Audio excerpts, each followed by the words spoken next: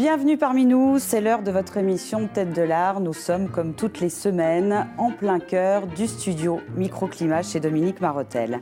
Nous entrons aujourd'hui dans l'univers des mondes abstraits, à mi-chemin entre l'organique, le minéral et l'architectural.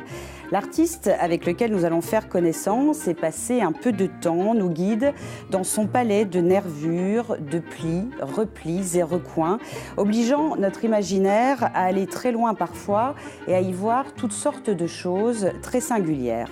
C'est un artiste propulseur d'air qui a su créer son propre langage plastique et nous y plongeons très volontiers.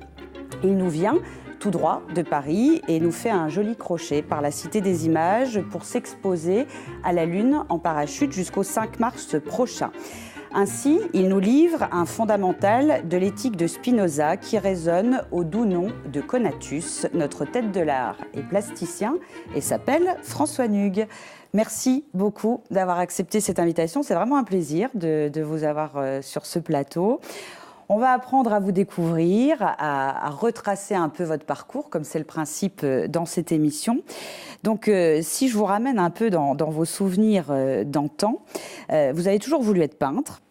Ça n'a pas été si facile que ça, on y reviendra bien évidemment. Vous êtes originaire de l'Oise et par le fait, vous avez découvert le musée Condé. Vous avez été un peu baigné par cet univers dans le château de Chantilly. Et là, c'est un peu vos premiers émois avec le monde artistique. Racontez-nous ça. Ouais, tout à fait. Mon grand-père m'avait amené, il s'occupait de la restauration du château.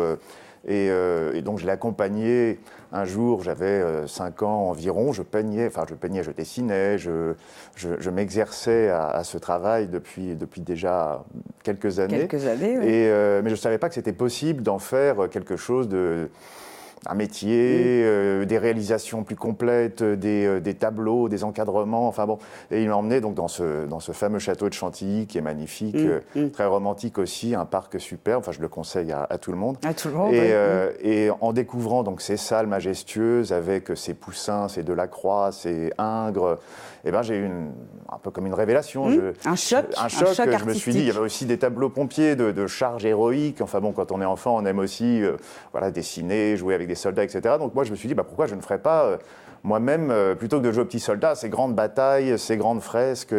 Et petit à petit, je me suis dit, voilà, c'est ça que je veux faire. Ça ne m'a jamais quitté. Et depuis ce jour, je continue à œuvrer, à dessiner, à peindre et sculpter quelquefois, mais ce n'est pas vraiment mon médium de prédilection, c'est plutôt la peinture peut-être, oui, le volume en tout cas. Alors, vous avez toujours voulu faire ça, vous l'avez dit. En revanche, c'est pas toujours aussi simple de convaincre ses parents et de dire je veux être artiste. Hein, non, bien évidemment, enfin, on peut comprendre les parents. On peut les comprendre. Dont les enfants sont artistes, c'est un métier. Oui, c'est pas évident. Voilà. C'est pas évident. Mais en tout cas, ils m'ont toujours encouragé. Et ils ont poussé ma conviction jusqu'au bout. Ça, c'est important. Donc, vous partez à Paris, mais pour faire une fac de droit au départ, parce que ça, ce sont de vraies études. Vous avez continué à Paris, bien sûr, à vous nourrir par les musées qu'offre la capitale. Vous arrêtez droit. Je fais des bons dans le temps, parce que forcément, sinon, on n'y arrivera pas. Et vous vous retrouvez à rencontrer une personne extrêmement importante, Jean Berthold, peintre et graveur français de la Nouvelle École de Paris. Qu'est-ce que vous devez à cet homme ? Qu'est-ce qui vous a enseigné ? Quels souvenirs vous gardez de cette période ? Je l'ai rencontré, il avait déjà plus de 80 ans. Il était anciennement professeur aux Beaux-Arts de Paris et autour de lui, il y avait une équipe d'artistes plus âgés que moi, enfin ses anciens élèves pour certains, des peintres qui étaient déjà reconnus. En tout cas, pour un jeune comme moi qui débutait dans la peinture, j'étais encore à l'époque surtout autodidacte, j'ai découvert la vraie peinture, la technique, surtout la composition, la rigueur aussi, le discours, et aussi tout simplement les techniques de comment tendre une toile, comment maroufler un papier, comment utiliser des glacis, enfin des choses qui, aux Beaux-Arts à l'époque, quand j'ai fait ensuite mes études, étaient moins présente. Donc c'était vraiment un travail à l'ancienne que j'ai appris. Et ça a été un grand peintre abstrait. Il était revenu à cette époque-là à une certaine figuration. Et j'ai appris la couleur, l'huile, etc. Tout ce qui fait le métier d'un peintre. C'est un peu votre maître à penser ? Exactement, enfin, m'être à penser, en tout cas, il est à la base de ce que j'ai appris. Et ensuite, bien sûr, de par mes voyages et mes promenades dans le monde et dans les musées, j'ai trouvé d'autres sources d'inspiration. Alors justement, il y a les voyages, donc il y a l'École nationale supérieure des beaux-arts dont vous sortez diplômé quelques temps après. Et puis avec une bourse d'études en poche, vous avez l'opportunité de faire une école à Los Angeles. Et là, c'est pareil, c'est le choc, c'est comme si la vraie vie commençait. Il y a eu l'Oise, il y a eu Paris, Los Angeles, et là, c'est la liberté, quelque part. Ah, complètement, oui. Et puis, je me retrouve propulsé dans une autre civilisation, avec d'autres espaces, un mode de vie totalement différent, un regard sur l'art, sur la communication qui est radicalement opposé à celui que je connaissais. Et forcément, tout ce que j'avais appris, tout ce que j'avais commencé à faire, se retrouve confronté à quelque chose de totalement différent. Donc il a fallu que je réadapte et que j'essaie de me propulser dans d'autres choses, dans d'autres techniques, dans d'autres façons de faire. Et puis effectivement, la ville de Los Angeles est une ville somptueuse, mais qui peut aussi faire peur, qui est en tout cas extrêmement dynamique. Et donc tout ce dynamisme, toutes ces nouvelles images, tout ce ressenti. On a l'impression d'être dans un film. Quand on arrive là-bas, on a beaucoup d'images comme ça qui nous reviennent de tout ce qu'on a pu voir au cinéma. Et donc, ça a été un vrai choc. Et j'ai habité dans le centre-ville de Los Angeles, Downtown LA, qui était à l'époque un peu déserté de sa population, et avec des bâtiments sublimes du genre New York, vous voyez, mais avec personne dans ces habitations, dans ces immeubles. Et la nuit, c'était un petit peu dead zone. J'avais l'impression d'être dans la 4e dimension, le survivant. Et j'habitais donc sur une penthouse avec une vue sur toute la ville. Et c'était vraiment somptueux, avec un bel atelier. J'en ai jamais eu d'aussi beau, d'ailleurs. Et quand je suis rentré à Paris pour peindre dans une chambre de bonne, sorti de mon loft Los Angeles, c'était le retour à la réalité. Et puis, dans cette école, j'ai appris aussi auprès d'artistes américains qui travaillaient sur des choses bien différentes de ce que j'avais pu connaître. Voilà. Est-ce que c'est à ce moment-là, ou est-ce que c'est encore prématuré, que vous avez senti que vous trouviez votre chemin, qu'on trouve son style, qui est toujours la chose la plus difficile? C'est un peu inaccessible étoile quand on interroge les artistes sur cette question. C'est vrai qu'en plus, j'ai eu beaucoup d'évolutions, mais c'est vraiment à Los Angeles, quand je vous parlais de ce centre-ville qui était déserté de sa population, certains immeubles étaient depuis la crise de 29. Et je me suis promené dans des endroits tels que ceux-là, on pouvait voir la végétation reprendre à l'intérieur même des anciennes pièces de ces bâtiments. Donc il y a toute une organicité qui commençait à naître dans l'architecture. Donc il y avait aussi un aspect antique aussi dans cette cité qui n'était pas restaurée. Et donc il y avait quelque chose comme ça on en parlait de champignons, d'arbustes, de mousses comme ça qui arrivent dans la ville. Voilà. Et ce mélange m'a intéressé. Donc j'avais déjà à l'époque des compositions assez architecturales et j'y ai fait entrer des choses incongrues en versant de la peinture, en faisant des drippings par exemple, en ayant des événements comme ça qui n'étaient pas supposés être là et qui commencent à prendre le pas sur le dessus, sur le reste de cette architecture. En essayant bien sûr, de par des désirs de composition, de trouver une symbiose entre ces différents éléments. François Nuguéné. Voilà. On va marquer une petite pause musicale avec l'artiste qui nous accompagne pour la 2e semaine. Il s'agit d'Aïssat avec un morceau extrait de l'album Mieux vaut rire en formule trio. C'est parti.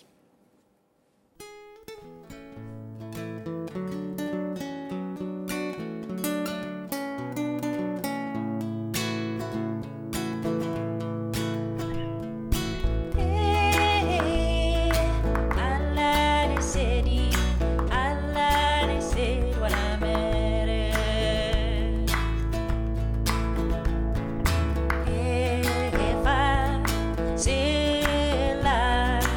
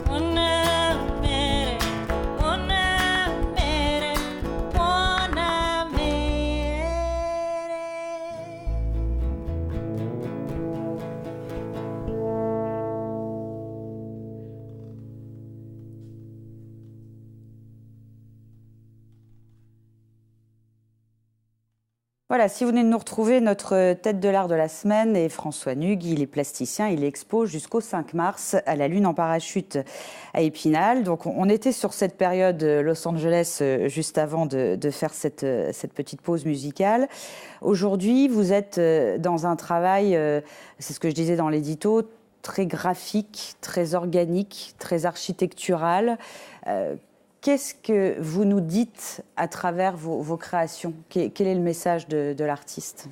Le message de l'artiste est une question fondamentale, effectivement. Bon, je vous parlais tout à l'heure de symbiose que j'essayais de rechercher au travers des différents éléments constitutifs de mon œuvre et bon, forcément de la vie. Et je me suis vraiment intéressé dans mes derniers tableaux en utilisant justement l'air, à la façon dont les choses elles-mêmes se font, se composent, dont les éléments, les êtres, les arbres. Alors évidemment, comme je vous le disais, j'ai intitulé cette exposition Conatus, c'est-à-dire l'effort pour se préserver dans sa puissance d'être, l'effort de toute chose, l'homme y compris. Donc c'est de réunir justement au travers de cette technique que j'ai utilisée, de ces compositions, réunir l'homme et remettre l'homme dans le monde du vivant, faire en sorte que l'homme se retrouve projeté dans ce qui l'entoure, qu'il arrête peut-être de s'en éloigner, qu'il l'observe un peu plus, qu'il vive avec son environnement, qu'il regarde une plante pousser, qu'il s'émerveille de la faune, de la flore. Et donc j'ai toujours essayé de travailler en ce sens. Et en utilisant cette technique de propulsion à l'air, je vous montre un de mes instruments. Oui, ça nous intéresse. Donc tout ça est branché évidemment à un compresseur et en appuyant donc sur ce petit bouton, je pousse. Je pousse la peinture avec l'air en donnant des rythmes, des forces de propulsion. Et ce qui nous fait donc, ce qui nous donne des motifs qui sont ceux de la nature. C'est-à-dire que les arbres se forment aussi de cette façon-là, les plantes. Il y a une sinuosité parfois. Voilà, une organicité. Quand on regarde, par exemple, même dans le monde sous-marin, la façon dont les crevettes ou ce genre de choses se composent, tout est fait justement par et pour les éléments. Donc j'essaie de retrouver ces formes-là pour qu'elles nous parlent, pour qu'on les ressente, comme ce sont des formes qui nous composent aussi. Et justement, dans le monde du vivant, ce qui est intéressant, c'est que l'homme, comme toute chose, est construit finalement de très peu d'ADN, peu de constituants, mais ce qui est incroyable, c'est l'infini des compositions, du travail de la nature qui a fait une diversité incroyable de création. Voilà. On a le sentiment parfois que l'ultra-réalité visuelle est presque obsessionnelle chez vous et dans votre travail.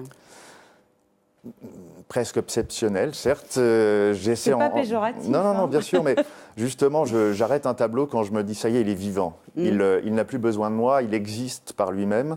Et c'est, non pas un être à part entière, mais c'est quelque chose qui vit. Donc la tridimensionnalité m'intéresse. J'ai vraiment envie que ces formes qui existent dans mes tableaux sortent du tableau lui-même. J'essaie de leur donner vie. Bon, je ne suis pas le docteur Frankenstein, mais il y a un petit peu de cela. Je m'écris « Ah, c'est vivant !» Voilà. Bon, quand je peins, j'arrête un tableau à ce moment-là. Voilà. Certains ont comparé votre travail à celui d'un archéologue. Vous vous retrouvez dans cette définition ? Un peu, oui. Il y a des choses que l'on fait apparaître petit à petit en peignant. C'est-à-dire que quelque part, souvent justement avec l'air, au lieu d'amener de la peinture, j'en enlève. Petit à petit, je creuse, un peu comme justement un archéologue avec son pinceau qui petit à petit enlève du sable, de la matière et découvre l'os d'un dinosaure, un fossile ou une cité perdue. Donc il y a un peu de ça. Et petit à petit, en poussant cette peinture, je découvre des choses, peut-être de mon inconscient ou alors du subconscient. Et j'essaie d'aller au-delà justement du subconscient et retourner à quelque chose qui nous fonde tous. À la fois les hommes comme les animaux et les plantes. Donc c'est en cela que justement ce conatus spinalien, j'ai fait un lapsus magnifique, est important pour moi. Alors cette expo Conatus justement visible, encore une fois je le redis, jusqu'au 5 mars à la Lune en parachute, là où vous êtes étonnant, c'est que pour vous préparer à cette expo, vous avez pris des cours de théâtre. Alors ça, j'avais jamais entendu ça. Alors pourquoi ? Alors parce que justement, dans la Lune en parachute, il y a aussi des performances qui se font et il y a un esprit, disons un esprit du direct. Donc je n'avais jamais fait ça et on m'a dit, il va falloir que tu peignes devant les gens. Et donc, c'est ce que j'ai fait. Donc, vous avez été témoin donc, de cette performance. On avait organisé tout un système de vitres et, sur lequel j'ai travaillé en utilisant pinceau et air propulsé. Et cela a donné donc, des transparences, des formes organiques qui sont apparues, presque comme un dessin animé, avec des peintures ascensionnelles. Et le public a adoré, donc c'était chouette. Et donc, j'ai pris des cours de théâtre, mais d'improvisation pour m'entraîner, pour me préparer, pour essayer d'apprendre à me détendre aussi avant ce genre d'événement. Et aussi pour apprendre à trouver des choses impromptues, à aller chercher au fond de moi-même des choses auxquelles je n'aurais même pas pensé, afin que l'expression soit dans la pure liberté et à son comble, bien sûr. Chapeau. On retrouve Aïssat pour la deuxième fois dans cette émission avec le morceau intitulé « Jusqu'où », extrait également de l'album « Mieux vaut rire » et c'est également en formule trio.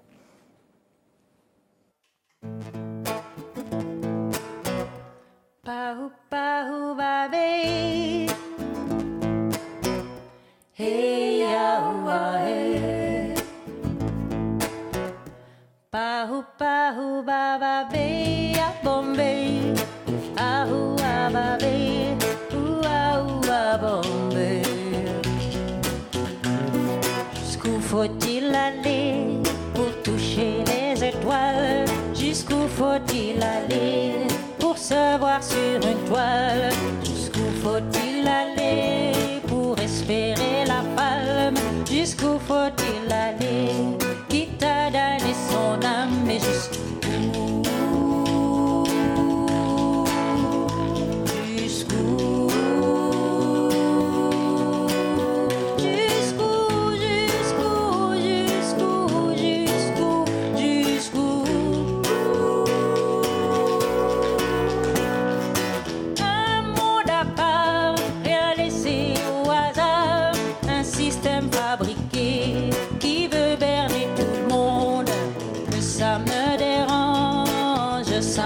Mange de cracher dans cette soupe que je ne peux digérer, dire que ça me dégoûte tant je trouve ça, de dire que ça me dégoûte tant je trouve ça, mais jusqu'où?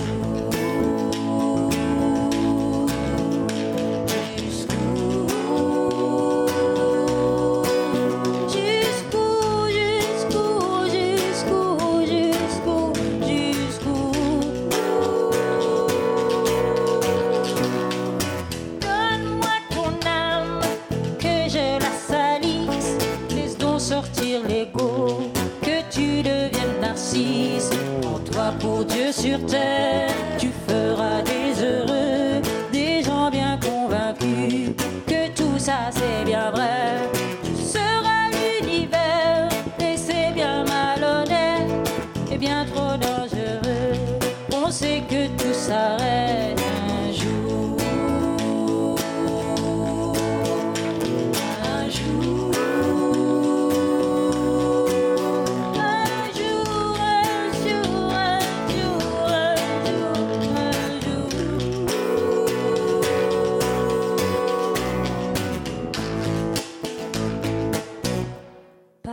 Pahu babe, hey ya hey. Pahu babe, hey ya, jusqu'où faut-il aller? Jusqu'où faut-il aller? Jusqu'où faut-il aller? Jusqu'où faut-il aller? Jusqu'où faut-il aller? Jusqu'où faut-il aller? Jusqu'où faut-il aller? Jusqu'où faut-il aller? Jusqu'où faut-il aller? Jusqu'où faut-il aller? Jusqu'où faut-il aller? Jusqu'où faut-il aller? Jusqu'où faut-il aller? On arrive déjà à la dernière partie de cette émission. Bon, vous nous avez expliqué votre travail, votre façon de faire. On a vu vos toiles défiler pendant cette émission, bien évidemment. Vous nous livrez votre vision du monde. Le monde d'aujourd'hui, vous le voyez comment, François Nugue ?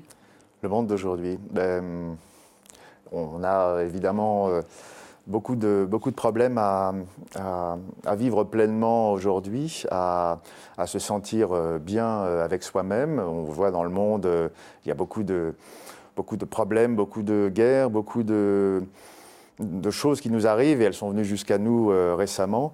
Et c'est pour cela que l'artiste a un rôle important aujourd'hui. Vous voyez, par exemple, je vous montrais, là ça s'appelle un pistolet à peinture, c'est pas une Kalachnikov, c'est quelque chose qui est là pour créer, pour avancer, pour amener un esprit artistique, humaniste.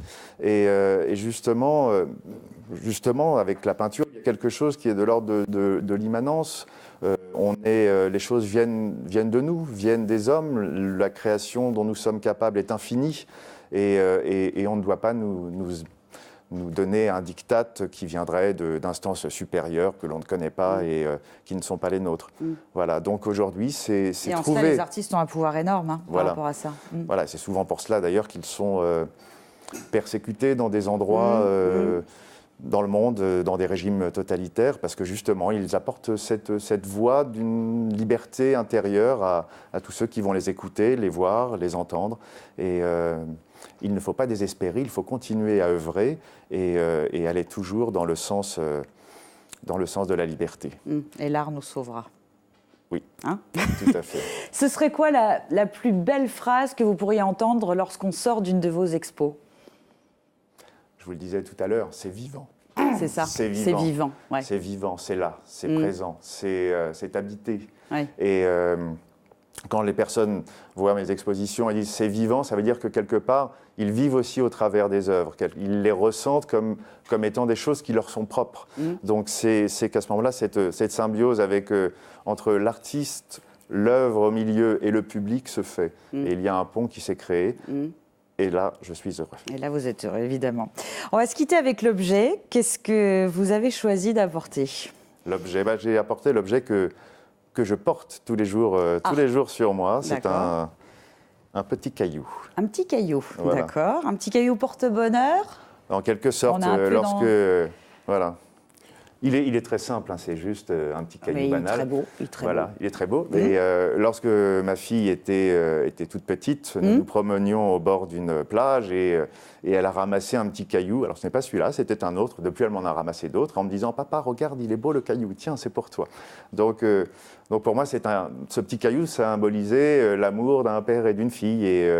Et donc, j'ai toujours un caillou sur moi. Maintenant, elle a grandi. Alors, bon, évidemment, elle ne me ramasse plus des petits cailloux, mais c'est moi... Elle pourrait, mais c'est moi qui les ramasse quand elle est avec moi. Là, c'était sur le bord d'une gare. Bon, voilà, je lui ai dit, tu vois, j'ai pris un petit caillou en lui rappelant ces moments où donc elle m'avait ramassé ce premier petit caillou. Donc, pour moi, ça symbolise l'amour, tout simplement. Le lien, elle est toujours un petit peu avec vous, dans votre poche. Exactement. D'une certaine façon. Et il y a peu de temps, je voyais une pièce de théâtre... d'une amie, Pierrette Dupoyer, et cette pièce s'appelait Gelsomina, tirée de la Strada de Fellini, et où justement l'amour était symbolisé par un petit caillou.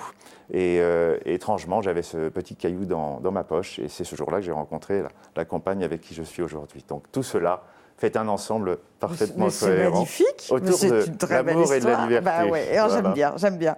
Merci beaucoup, en tout cas, d'être venu nous rendre visite. Votre exposition est donc visible jusqu'au 5 mars à la Lune en parachute, dont les coordonnées s'inscrivent sur vos écrans. Un site internet, bien sûr. Et puis, on peut aussi découvrir votre travail sur votre site. J'incite vivement nos téléspectateurs à le faire. Revenez nous voir quand vous voulez. Avec grand plaisir. Vous avez été une belle tête de l'art. C'était un vrai plaisir de vous recevoir.